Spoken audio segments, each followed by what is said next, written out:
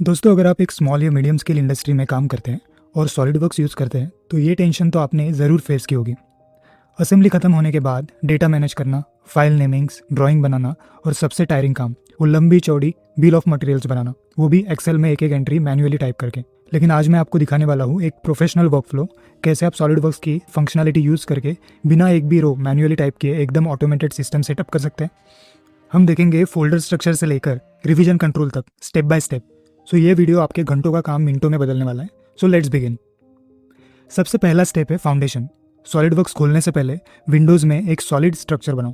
देखो, मैंने यहाँ पे एक प्रोजेक्ट नंबर ले रखा है 525 और मैंने उस फोल्डर के अंदर बहुत सारे डिफरेंट फोल्डर्स बनाए हैं, जैसे कि 525001 main assembly, 525002 base structure and so on. तो यहाँ पे मैंने डिफरेंट फोल्डर्स बनाए हैं। बिल ऑफ मटेरियल के लिए एक फ़ोल्डर, मशीनिंग की स्टेप फाइल्स के लिए एक फ़ोल्डर, सप्लायर्स के डेटा के लिए एक फ़ोल्डर। इस तरह से आपको डिफरेंट फोल्डर्स बनाना है।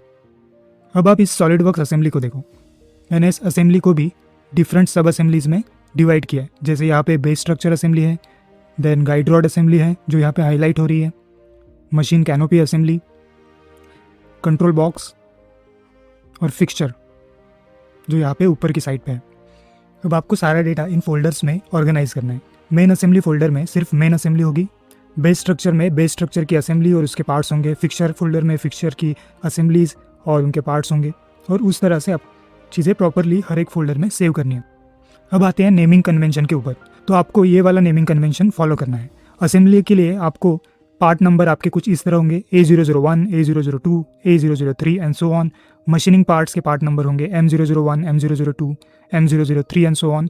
उसी तरह से वेल्डमेंट्स, शीट मेटल, परचेस कंपोनेंट के हम पार्ट नंबर देंगे।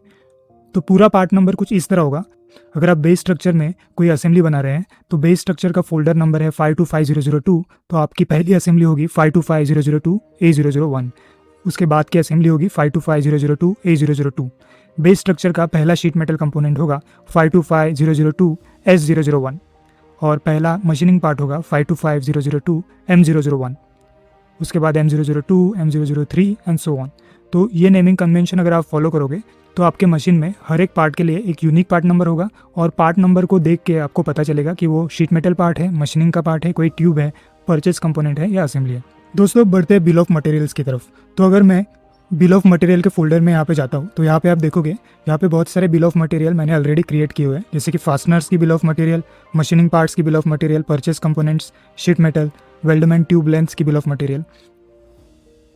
तो ये सारे बिल ऑफ मटेरियल मैंने ऑटोमेटिकली क्रिएट किए सॉलिडवर्क्स में से। तो आप यहाँ पे देखोगे, अगर मैं फास्टनर्स की बिल ऑफ मटेरियल ओपन करता हूँ तो यहाँ पे इस मशीन में कितने फास्टनर्स लगने वाले हैं, उनके डिस्क्रिप्शन, लेंथ और क्वांटिटी ये सारी दी गई है। मशीनिंग की बिल ऑफ मटेरियल आप देखोगे तो part number, description, material, finish, length, width, height और रिवीजन। अगर आप शीट मेटल की बिल ऑफ मटेरियल देखोगे तो यहाँ पे part number, description, quantity, material, finish और शीट मेटल थिकनेस, ये सारा कुछ मैंने दिया हुआ है। अब ये सारी bill of materials automatically populate होने के लिए आपको हर पार्ट में कस्टम प्रॉपर्टीज़ डालनी होगी। मान लो ये मेरा एक पार्ट ओपन है जो कि मशीनिंग कंपोनेंट है।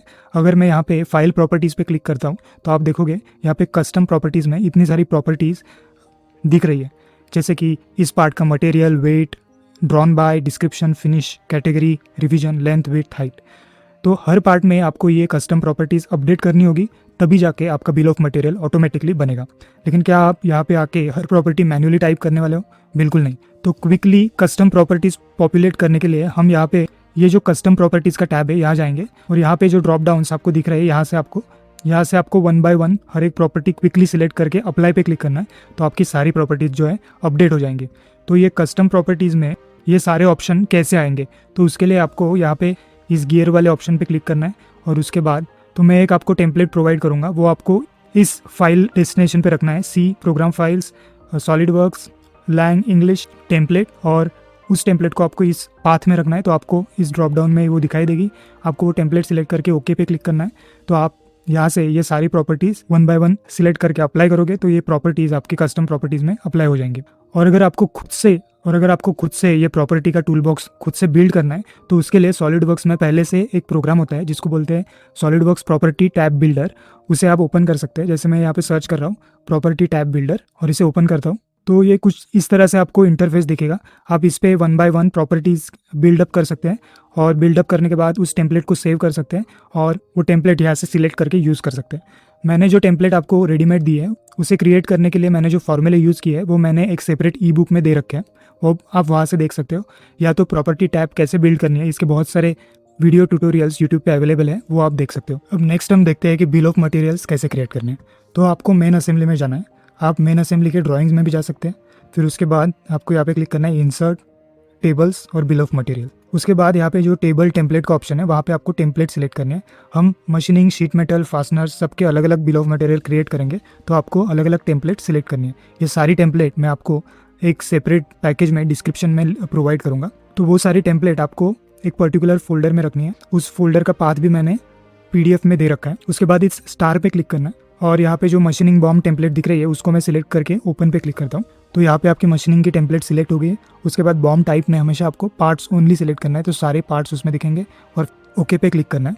फिर आप असेंबली में जहाँ पे भी क्लिक करोगे वहाँ पे आपकी ये मशीनिंग बॉम्ब रेडी हो जाएगी। उसके बाद आपको यहाँ पे बॉम्ब पे क्लिक करना है और यहाँ पे कॉर्नर पे जो प्लस का सिंबल है वहाँ पे राइट क्लिक करना है और यहाँ नीचे सेव एज पे क्लिक करना है। उसके बाद आपको आपके बॉम्ब फोल्डर के अंदर यहाँ पे सेव एज टाइप में एक्सेल 2007 सिलेक्ट करना है।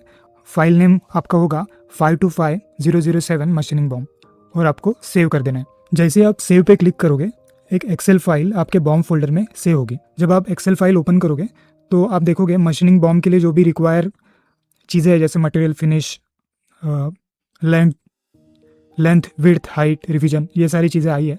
लेकिन आप देखोगे यहाँ पे मशीनिंग पार्ट्स के अलावा सारे ही पार्ट्स आ गए। तो आपको यहाँ पे डेटा में जाके एक फ़िल्टर लगाना है और यहाँ पे सिर्फ मशीनिंग के पार्ट्स फिल्टर करने हैं। इसके लिए मैं सर्च बॉक्स में टाइप करूँगा -M, क्योंकि हमने -M001, M002 ऐसे मशीनिंग के नाम दिए और फिल्टर करूँगा तो ये सिर्फ मशीनिंग के पार्ट्स आपको दिखेंगे। तो ये आपकी मशीनिंग की बॉम्ब होगी। इसको आप कॉपी करके एक सेपरेट शीट में डाल सकते हैं या फिर इसी शीट में बाकी के पार्ट्स आप डिलीट कर सकते हैं, सिर्फ M वाले पार्ट्स रख सकते हैं। तो ये आपकी हो गई मशीनिंग बॉम्ब। इसी तरह आपको शीट मेटल बॉम्ब की टेम्पलेट चूज़ करके शीट मेटल बॉम्ब सिलेक्ट करनी है और सिर्फ S001, S002 यही पार्ट्स उस बॉम्ब में रखने हैं, तो वो आपकी sheet metal bill of material होगी। अब फास्टनर्स है, वेल्डम ट्यूब, इनके लिए जो सॉलिड वर्क्स में जनरल बॉम्ब दी है जिसमें सिर्फ पार्ट नंबर, डिस्क्रिप्शन और क्वांटिटी होती है, वही यूज़ कर सकते हैं और उससे सिर्फ फास्टनर को छोड़ के बाकी सारे कंपोनेंट डिलीट कर दो तो वो आपकी फास्टनर की बॉम्ब हो जाएगी। इसके बाद अब हम ड्राइंग्स की तरफ बढ़ते हैं। तो इसके बाद आपको हर एक पार्ट की ड्राइंग बनानी है और उसे उसी फोल्डर में सेव करनी है जहाँ पे आपका पार्ट है, और ड्राइंग को रीनेम नहीं करना है। जो भी आपका पार्ट का नेम है उसी नेम से आपको पार्ट ड्राइंग भी सेव करनी है। तो जब आपके सारे पार्ट्स की ड्राइंग बन जाएगी उसके बाद हम सब असेंबली और असेंबली ड्राइंग्स बनाएंगे। जब हम सब असेंबली ड्राइंग बनाएंगे तो एग्जाम्पल के लिए हम ये ड्राइंग देख लेते हैं। सब असेंबली ड्राइंग के अंदर हमें एक एक्सप्लोडेड व्यू डालना है जिसमें सारे पार्ट्स को हमें बलून करके नंबर्स देना है और एक general bill of material, top level bill of material हमें डालना है। मैं यहाँ पे इस असेंबली पे क्लिक करता हूँ, insert table bill of material, और यहाँ पे पार्ट्स ओनली नहीं सिलेक्ट करना है, हमें टॉप लेवल ओनली सिलेक्ट करना है। फिर ये बिल ऑफ मटेरियल यहाँ पे इंसर्ट हो गया है। तो आप देखेंगे यहाँ पे इस असेंबली को असेंबल करने के लिए जो जो पार्ट्स हमें या फिर सब असेंबली चाहिए इनकी सारी लिस्ट यहाँ पे दिखेगी और जो जो फास्टनर्स हमें चाहिए वो भी लिस्ट यहाँ पे दिखेगी। ये असेंबली ड्राइंग्स असेंबली टीम के लिए बहुत यूज़फुल होंगी। उस असेंबली बनाने के लिए क्या क्या कंपोनेंट्स लगते हैं वो इसी एक ही ड्राइंग में उन्हें पता चल जाएंगे। तो हमें हर लेवल के सब असेंबलीज़ की ऐसी ड्राइंग बनानी है। आप देखोगे ये जो असेंबली ड्राइंग है ये टॉप लेवल असेंबली की असेंबली ड्राइंग है। तो इसमें कौन सी असेंबलीज़ का यूज़ हुआ है, जैसे कि base structure assembly, guide rod assembly, canopy assembly, ये सारी असेंबलीज़ को बलून किया हुआ है और इस हर एक सब असेंबली की अपनी एक सब असेंबली ड्राइंग होगी। तो हम जब असेंबली टीम को सारी पार्ट ड्राइंग्स, सारी सब असेंबली ड्राइंग और सारी असेंबली ड्राइंग्स देंगे तो उन्हें उस मशीन को असेंबल करने के लिए जो कुछ रिक्वायर है वो सारा कुछ उनके पास होगा एक लिस्ट के फॉर्म में। अब नेक्स्ट टॉपिक है हमें मल्टीपल पार्ट्स बैच में स्टेप PDF या DXF में कैसे कन्वर्ट करना है यूजिंग मैक्रो। मैंने मैक्रो के ऊपर ऑलरेडी एक वीडियो बनाया हुआ है जहाँ पे आप देख सकते हो कि जो रेडीमेड अवेलेबल मैक्रोज है इंटरनेट पे उन्हें डाउनलोड कैसे करना है और यूज़ कैसे करना है। तो हम यहाँ पे भी वैसे ही रेडीमेड मैक्रोज यूज़ करेंगे और वो मैक्रोज मैं आपको डिस्क्रिप्शन में दे दूँगा, आप उन्हें सिमिलर यूज़ कर सकते हैं। फर्स्ट है, जब हम मशीनिंग के लिए पार्ट्स देते हैं तो उन मशीनिंग की स्टेप फाइल हम प्रोवाइड करते हैं। तो ये जो फर्स्ट मैक्रो है इसे यूज़ करके आप जो भी हमारे मशीनिंग के पार्ट है जो M001, M002 इस तरह से हमने पार्ट नंबर दिए हैं, सिर्फ वही पार्ट एक फोल्डर में स्टेप फाइल में कन्वर्ट होंगे। तो अभी ये असेंबली ओपन है, हमें टॉप लेवल असेंबली में जाना है और यहाँ पे रन मैक्रो पे क्लिक करना है। ये मैं मैक्रो सेलेक्ट करता हूँ, convert to step for machining parts macro, और रन करता हूँ। तो आप देखोगे कि बैकग्राउंड में 1 by 1 मशीनिंग के कंपोनेंट स्टेप फाइल में सेव हो रहे हैं। अब आप इस फोल्डर में जाओगे, यहाँ पे टॉप लेवल असेंबली में स्टेप फोल्डर बन गया है और ये ओपन करोगे तो देखोगे कि सारे जो मशीनिंग के पार्ट्स हैं सिर्फ वही पार्ट स्टेप फाइल में सेव हो गए हैं ऑटोमेटिकली। तो ये था फर्स्ट मैक्रो। अब सेकंड मैक्रो है, हमें अगर शीट मेटल कंपोनेंट को मैन्युफैक्चरिंग के लिए भेजना है तो बहुत बार हमें DXF फाइल भेजनी पड़ती है। तो ये जो सेकंड मैक्रो है, इसे जब हम असेंबली फाइल पे रन करेंगे तो सारे शीट मेटल पार्ट के DXF फाइल एक फोल्डर में सेव हो जाएंगे। अभी मैं ये असेंबली में हूँ, यहाँ पे मैं फिर से रन मैक्रो पे क्लिक करता हूँ और कन्वर्ट टू DXF वाला मैक्रो सिलेक्ट करता हूँ और रन करता हूँ। तो आप देखोगे कि बैकग्राउंड में 1 by 1 sheet metal parts open हो रहे हैं और उनकी DXF कन्वर्ट हो रही है। ये मैक्रो रन होने के बाद आप जाओ मेन असेंबली फोल्डर में जाओगे, यहाँ पे एक फोल्डर क्रिएट हो गया होगा DXF फाइल्स, और उसके अंदर आप देखोगे तो सारे शीट मेटल पार्ट्स जो हमने S001 S002 से रीनेम किए थे वो सारे DXF में सेव हो गए हैं। अब थर्ड मैक्रो हम देखेंगे जिसमें हम जितनी भी हमने ड्राइंग फाइल्स बनाई है पार्ट्स की, असेंबलीज़ या सब असेंबलीज़ की, वो सारी की सारी एक साथ PDF में कन्वर्ट होगी। आपको एक एक करके सेव एज PDF नहीं करना है। तो इसके लिए मैं फिर से मेन असेंबली में जाता हूँ और यहाँ पे रन मैक्रो पे क्लिक करता हूँ और ये कन्वर्ट टू PDF वाला मैक्रो मैं रन करता हूँ और ये मैक्रो रन होगा और आप देखोगे बैकग्राउंड में एक एक फाइल PDF में कन्वर्ट हो रही है। ये मैक्रो रन होने के बाद आप हर फोल्डर में जाके देखोगे तो जहाँ पे भी ड्राइंग फाइल है उसकी एक PDF फाइल बन चुकी है। तो हमें बिल्कुल भी मैन्युअली ये नहीं करना पड़ा, सिर्फ एक क्लिक से ये सारे ड्राइंग्स PDF में कन्वर्ट हो गए। अब लास्ट टॉपिक है रिवीजन कंट्रोल।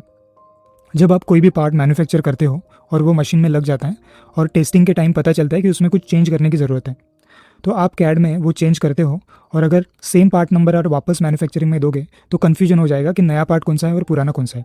तो इस सिचुएशन में हमें रिवाइज पार्ट यूज़ करना है और उसे करने के लिए हम एक एग्जांपल देखते हैं। फॉर एग्जांपल ये बुश है, यहाँ पे जो होल है इसका डायमीटर मान लो पहले 10 मिलीमीटर था और अभी 11 मिलीमीटर कर रहे हैं। तो जब मैं ये चेंज करूँगा तो मुझे ड्राइंग में ये रिवीजन टेबल इंसर्ट करना है। तो आपको जाना है इंसर्ट टेबल और रिवीजन टेबल। तो यहाँ पे एक टेबल आ जाएगा जिसे हम रिवीजन टेबल कहते हैं और यहाँ पे इस एरो पे आप क्लिक करोगे तो एक रो बन जाएगा, वहाँ पे रिवीजन A लिखा आ रहा है। तो यहाँ पे डिस्क्रिप्शन में आप लिख सकते हो कि hole diameter changed from 10 millimetre to 11 millimetre, date, और जिसने भी ये अप्रूव किया है या चेंज किया है उसकी इनिशियल्स यहाँ पे डाल सकते हो। तो इसे हम चेंज मैनेजमेंट कहते हैं और उस होल को आप यहाँ पे जो रिवीजन बबल है उससे इंडिकेट कर सकते हो कि यहाँ पे वो चेंज हुआ है। इसके बाद आपने जो नया CAD है उसे सेव एज करना है और यहाँ पे पार्ट के लास्ट में रिवीजन A लिखना है। तो इससे पता चल जाएगा कि ये पार्ट रिवाइज हो गया है और हम हमेशा नया पार्ट यूज़ करेंगे। और दोस्तों बिल ऑफ मटेरियल या फिर जो बिल ऑफ मटेरियल हम असेंबली ड्राइंग में इंसर्ट कर रहे हैं वहाँ पे भी रिवीजन का कॉलम हमेशा होना चाहिए। तो पता चलेगा कि कौन से पार्ट ओल्ड रिवीजन के हैं और कौन से पार्ट रिवाइज हुए। तो दोस्तों फोल्डर स्ट्रक्चर से लेकर रिवीजन कंट्रोल तक ये था पूरा वर्कफ्लो इफिशियंसी इंक्रीज़ करने के लिए। मैंने एक कंप्रेहेंसिव रिसर्च पैकेज तैयार किया है जिसमें आपको मिलेगा डिटेल स्टेप्स के साथ एक ई-बुक। जो भी मैंने इस वीडियो में एक्सप्लेन किया वो सारा कुछ इस ई-बुक में स्टेप बाय स्टेप एक्सप्लेन किया हुआ है। पूरे असेंबली का एक CAD फाइल होगा, जो भी मैंने एग्जाम्पल के लिए जो असेंबली यूज़ किया है उसका एक CAD फाइल, सारे बॉम जो मैंने एक्सेल में प्रिपेयर किए थे वो सारे होंगे और मैक्रोज और प्रॉपर्टी टैब बिल्डर का जो टेम्पलेट हमने इस वीडियो में यूज़ किया वो भी होगा। तो अगर आपको इस वर्कफ्लो को एग्जीक्यूट करने में कोई भी डिफ़िकल्टी फेस होती है तो आप कमेंट्स में मुझे लिख सकते हैं कि आपको कहाँ पे दिक्कत हो रही है। मैं डेफिनेटली रिप्लाई करूँगा और आपकी स्पेसिफिक प्रॉब्लम को सॉल्व करने की कोशिश ज़रूर करूँगा। So thanks for watching, keep designing, keep innovating, और मैं अब मिलूँगा नेक्स्ट वीडियो में।